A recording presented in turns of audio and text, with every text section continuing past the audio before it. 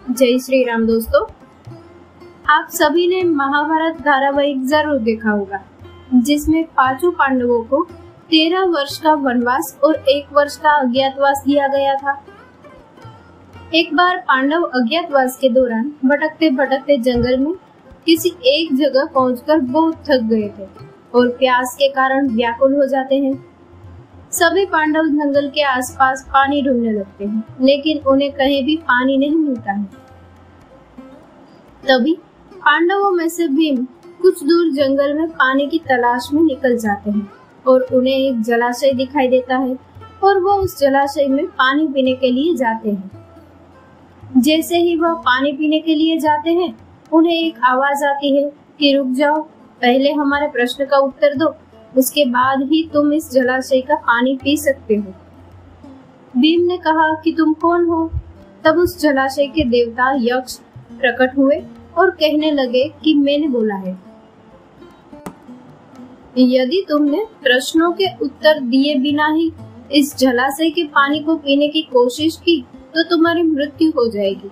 लेकिन भीम नहीं माने और पानी पी लिया, जिससे भीम की मृत्यु हो गई। इसी तरह से अर्जुन, नकुल, सहदेव तीनों पानी पीकर मारे जाते हैं। उसके बाद अपने सभी भाइयों को ढूंढते ढूंढते युधिष्ठिर उस स्थान पर आ जाते हैं, जिस स्थान पर युधिष्ठिर के चारों भाई मृत अवस्था में पड़े हुए थे। अपने चारों भाइयों को मृत अवस्था में देखकर युधिष्ठिर यह सोचने लगे कि क्या जलाशय का पानी जहरीला है, जिसकी वजह से हमारे भाइयों की मृत्यु हो गई है। किंतु हमारे भाइयों में जहर का कोई असर तो नहीं दिख रहा है। ऐसा सोचकर युधिष्ठिर उस जलाशय के पानी को पीने के लिए आगे बढ़े और जैसे ही पानी पीने लगे, उसी वक्त उस जलाशय से आवाज आती है कि रुक जाओ, बिना मेरे प्रश्नों के उत्तर दिए तुम इस जलाशय का पानी नहीं पी सकते। ये सुनकर युधिष्ठिर कहते हैं कि हे देवता, आप कौन हैं? मेरे समक्ष प्रकट होने का कष्ट करें। तब उस जलाशय के देवता यक्षराज प्रकट हो गए और युधिष्ठिर से कहने लगे कि तुम्हारे भाइयों की यह स्थिति मेरे कारण हुई है। यदि तुमने बिना मेरे प्रश्नों के उत्तर दिए इस जलाशय के पानी को पीने की कोशिश की तो तुम्हारा भी यही हाल होगा। तब युधिष्ठिर यक्ष से कहते हैं कि मैं आपके सारे प्रश्नों का उत्तर देने को तैयार हूँ, आप अपना प्रश्न पूछिए। यक्ष ने पहला प्रश्न किया, पृथ्वी से भारी कौन है?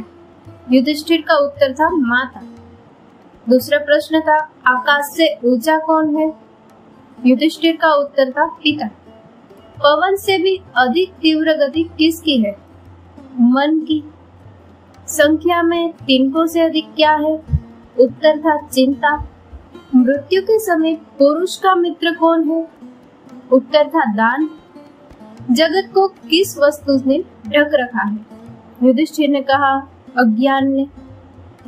यक्ष का प्रश्न था, आलस्य क्या है?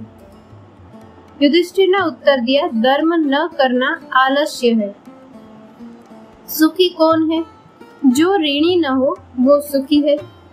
सच्चा स्नान कौन सा है? जो मन का मैल धुल दे। यक्ष ने फिर प्रश्न किया, काजल से भी अधिक काला क्या है? युधिष्ठिर ने उत्तर दिया, कलंक। लोक में श्रेष्ठ धर्म क्या है? दया श्रेष्ठ धर्म है। किसको वश में रखने से शोक नहीं होता है? मन को। लज्जा क्या है? न करने योग्य काम से दूर रहना ही लज्जा है। फिर प्रश्न किया, दया क्या है? सबके सुख की रक्षा करना ही दया है। राष्ट्र की मृत्यु का कारण क्या होता है? युधिष्ठिर ने उत्तर दिया, अराजकता। यक्ष ने प्रश्न किया, हे राजन, वास्तव में ब्राह्मणत्व के प्रतीक का प्रमाण क्या है? कुल, चरित्र, शिक्षा या शास्त्र ज्ञान? युधिष्ठिर ने उत्तर दिया, चरित्र। यक्ष का प्रश्न था, धर्म क्या तर्क में है? युधिष्ठिर ने कहा, नहीं।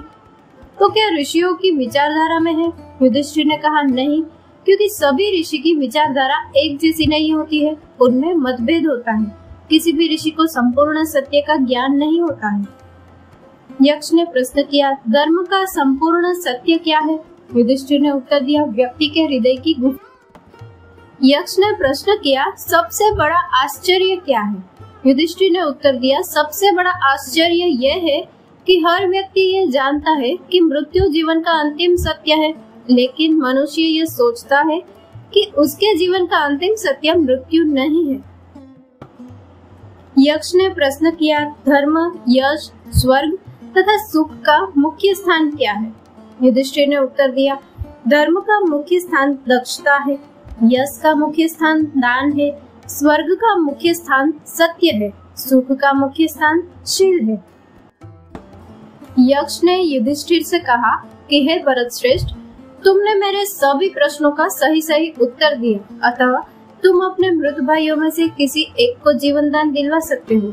तब युधिष्ठिर ने यक्ष से कहा कि हे यक्षराज, यदि इनमें से कोई एक ही जीवित हो सकता है तो मैं अपने छोटे भाई नकुल को जीवित देखना चाहता हूँ।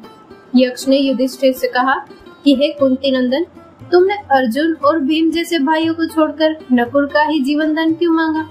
तब युधिष्ठिर ने यक्ष से कहा कि मेरे लिए माता कुंती और माता माद्री में कोई अंतर नहीं है। मैं दोनों माताओं के प्रति समान भाव रखता हूँ, इसीलिए यदि मैं भीम और अर्जुन दोनों में से एक को जीवित देखना चाहता तो यह माता माद्री के साथ अन्याय हो जाता।